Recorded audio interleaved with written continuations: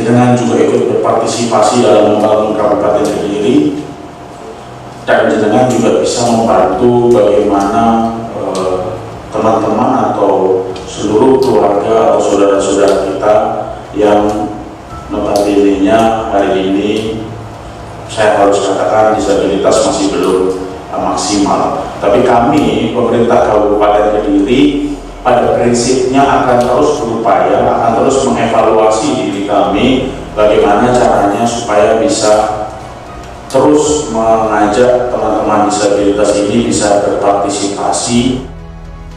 Saya percaya bahwa dari ibu-ibu semua yang hadir hari ini sudah punya pasti sudah punya gambaran dan sudah punya orang-orang yang kira-kira potensial untuk satu, misalkan contoh, masuk ke dalam dinas UMKM, masuk ke dalam dinas sosial, masuk ke dalam dinas pendidikan, atau mungkin jangan-jangan ada yang punya kemampuan secara teknik, secara pengetahuan teori, bisa masuk ke dinas infrastruktur atau dinas PUPR atau maupun dinas Perkim. Jadi saya selalu melihat bahwa orang disabilitas itu pasti punya kelebihan yang tidak dimiliki oleh orang yang tidak disabilitas. Nah, kelebihan inilah yang harus segera ditangkap dan harus segera diakomodir oleh kami yang ada di pemerintahan Kabupaten Kediri.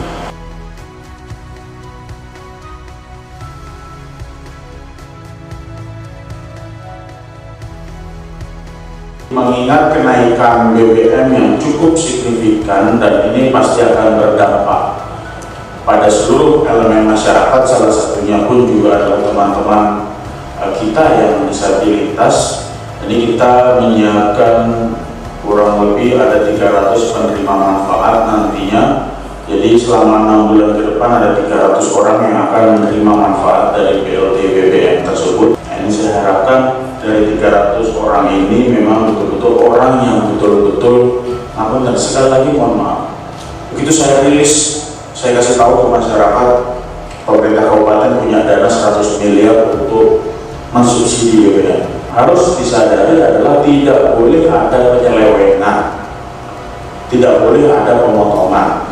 Jadi seperti 300 orang yang nantinya akan kita alokasikan khusus teman-teman disabilitas itu per bulan mendapatkan 150.000 per bulan selama 6 bulan ke depan. Jadi artinya mendapatkan 600.000. Kalau itu sampai ada potongan, tolong laporkan kepada kami.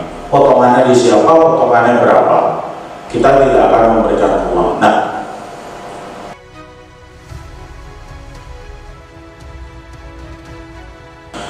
yang berikutnya lagi, tadi setelah saya mohon keterlibatan di dalam pemerintahan kabupaten, saya juga berharap dari berbagai macam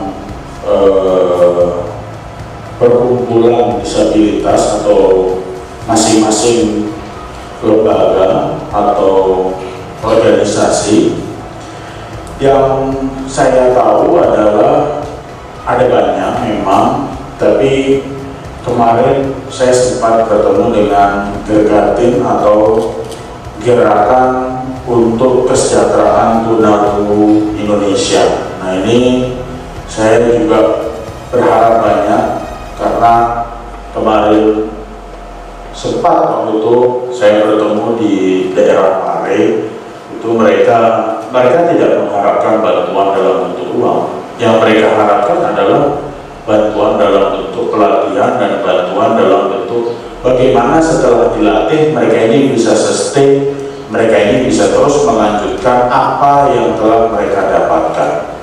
Jadi ini saling berkesinambungan antara orang yang sudah diberi pelatihan ini wajib untuk mendapatkan bantuan supaya pelatihan ini bisa berjalan lancar. Contoh, diberikan pelatihan menjahit misalkan, diberikan pelatihan tata rias, diberikan pelatihan potong rambut dan sebagainya. Nah, ini harus dimodali, harus dicukupi untuk bisa merealisasikan apa yang telah didapatkan dari pelatihan tersebut.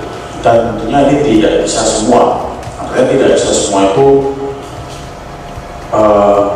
harapannya kita bisa mengakomodir semua, tapi pasti ada yang tidak terakomodir. Nah, yang jangan sampai yang tidak terakomodir ini jangan-jangan yang potensial.